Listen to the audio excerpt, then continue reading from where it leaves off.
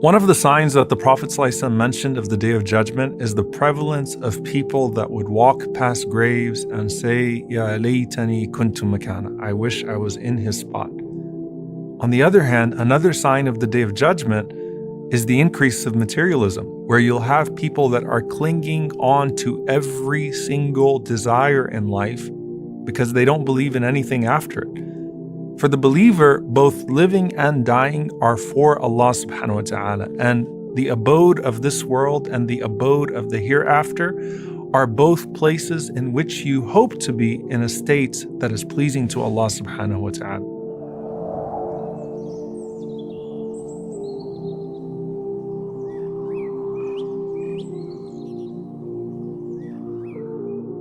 So remember the Prophet ﷺ walking in on Aisha radiallahu ta'ala anha while she was making dua. In this narration, the Prophet ﷺ walks in on Habiba radiallahu ta'ala anha as she is making dua. And in this situation, the Prophet ﷺ hears a specific dua from her and suggests to her something else. So Habiba radiallahu ta'ala anha was making the following dua. She said that I was saying, Allahumma mati'ni bi zawji Rasulillahi sallallahu alayhi wa sallam, wa bi Abi Sufyan, wa bi akhi Muawiyah. O Allah, allow me to live a long life alongside my husband Rasulullah sallallahu alayhi wa sallam, and to have my father Abu Sufyan, and to have my brother Muawiyah. Basically, allow me to live long with them, allow them to have a long life as well. Allow us to enjoy each other's company for a long time on this earth. Now the Prophet ﷺ, he says to her, you have asked from Allah subhanahu wa ta'ala about durations of life that are already set, and the length of days that are already allotted, and sustenance, the share of which has already been fixed. And Allah subhanahu wa ta'ala would not do anything earlier before its due time, nor would He delay anything beyond its time. And then He said, وَلَوْ سَأَلْتِ اللَّهَ أَنْ يُعَافِيَكِ مِنْ عَذَابٍ فِي النَّارِ وَعَذَابٍ فِي الْقَبْرِ لَكَانَ خَيْرًا لَكِ. Had you asked Allah subhanahu wa ta'ala instead to protect you from the punishment of the grave and from the punishment of the fire, that would have been better for you. Now, pause. Ibn al-Jawzi rahimahullah points out something here, that Prophet ﷺ is not saying that there is anything wrong with the dua of Habiba radiallahu ta'ala anha. But the Prophet ﷺ was noting that what would be better is that you exert yourself, that you push yourself to make dua for the protection of the grave and the protection from the fire. Now here's the question. Is it okay to ask Allah subhanahu wa ta'ala to just increase your life? Is it okay to ask Allah subhanahu wa ta'ala to increase the life of someone else? Imam Bukhari rahimahullah, in his book Al-Adab al-Mufrad, in that collection, not Sahih al-Bukhari, in that collection, he has a chapter which is called Bab Man Da'a Bitul al-Umr, the chapter of the one who makes dua for a long life. And he includes in it a narration that has a weakness in it, but he wants to make the point that it is indeed permissible. And the narration is from Qais radiallahu ta'ala anha, that she reported that the Prophet ﷺ responded to her making a dua. And he said to her sallallahu alayhi wasallam, Tala umruha, that her life has been extended by virtue of that which she said. And they said, meaning the narrators, that we do not know of any woman that lived longer than her, meaning it was an accepted dua for Allah subhanahu wa ta'ala to increase her life. Now that narration has some weakness in it, but you have the most famous narration of a dua for long life and what a beneficial life it was, the dua of the Prophet ﷺ for Anas ibn Malik radiallahu ta'ala anhu to live a long life. And it's when his mother Sulaim radiallahu ta'ala anha brought him to the Prophet sallallahu alaihi wasallam and asked the Prophet ﷺ to make dua for him. And the Prophet ﷺ said, Allahumma akthir malahu wa waladahu wa atil hayatahu waghfir lahu. O Allah, increase his wealth, increase his children, and elongate his life, and forgive him for his sins. So subhanAllah, it's a comprehensive dua. So give him wealth, give him children, give him a long life, and then forgive him for all of his sins. Anas radiallahu ta'ala anhu was the last major companion of the Prophet ﷺ to pass away. He lived over 100 years. He had more children and grandchildren than could be counted. He became extremely wealthy and was generous with that wealth. And hence you have the Prophet ﷺ explicitly saying, "Oh Allah, increase the lifespan of someone." Now here's the thing. The Prophet ﷺ knows that he's making dua for the increase of the lifespan of a young man in righteousness as well. What did Anas do with that long life? Was it a long life for the sake of having a long life? Or did we as an ummah benefit from that long life because all of the narrations that we learn about the Prophet ﷺ through the mouth of that young man who lived to be over 100 years old, radiyallahu ta'ala anhu. So we shouldn't pursue long life for the sake of long life, nor is it particularly beneficial to just ask Allah subhanahu wa ta'ala to live for many years on this earth.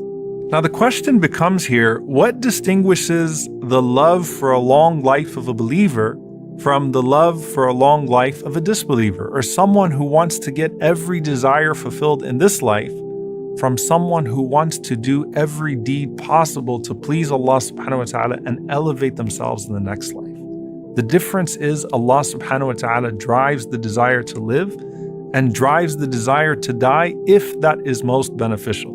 So let's get to that for a moment. The Prophet sallallahu alaihi wasallam said in an authentic hadith, "La yatamanna ahadukum al-maut."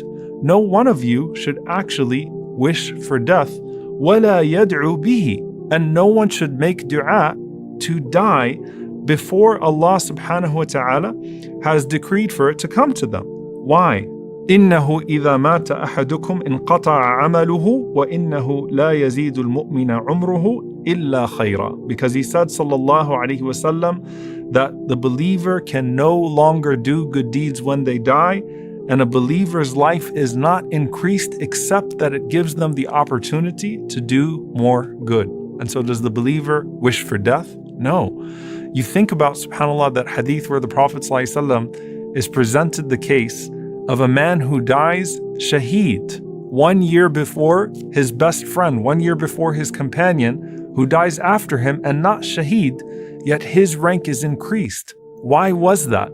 Because he had another year to worship and please Allah subhanahu wa ta'ala. And so the scholars mention that we are not a people who hate this life. We see life as an opportunity to please Allah subhanahu wa ta'ala, not ourselves, and that should be encompassed in any dua that we make to Allah subhanahu wa ta'ala for a longer life. Now there are also du'as for a quick death, but you have to pay attention to what those du'as are. There are du'as in which you ask Allah subhanahu wa ta'ala to take you if it is best for you because of something terrible that's going to happen. So the Prophet sallallahu alaihi wasallam said in an authentic hadith, Allahumma inni as'aluka fi'l al-khayrat wa tark al-munkarat wa hubb al-masakin wa idha aradta fi an-nasi fitna faqbidni ilayk ghayra maftun. O Allah, I ask you for the ability to do good deeds, to leave off evil, to love the poor. And if you intend for the people a fitna, if you intend for the people tribulation, then take me back to you without being tried. Now, this type of fitna that the Prophet ﷺ is referring to is not the type of fitna that is simply severe hardship. It's the type of fitna that potentially compromises your deen. And that's why in some narrations the Prophet ﷺ specifically said, fitnatin mudilla, a fitna that leads me astray, a fitna that causes me to steer away from my deen. And this is what the scholars mentioned that Maryam alayhi salam was doing when she made dua to Allah subhanahu wa ta'ala, Ya laytani mittu qabla hadha wa kuntu nasyan mansiya. I wish I would have died before this, because she was afraid that what was going to happen to her as a result of that child was going to be a fitna for her in her deen. Instead, it was a means by which she was elevated. And so the type of fitna that would actually make you want to ask Allah subhanahu wa ta'ala to die is the one in which you fear that your deen is going to be impacted.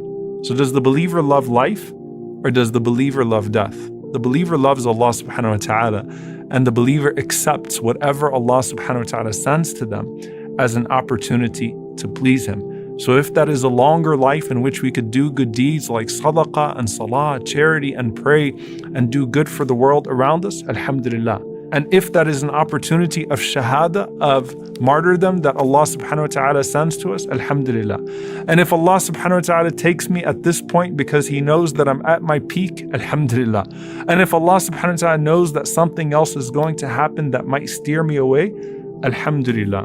And that's why, by the way, when you look at righteous people that passed away in a young age, a lot of times we say, oh wow, if that person would have lived a few more years, right? What would they have done? You don't know. Allah subhanahu wa ta'ala does.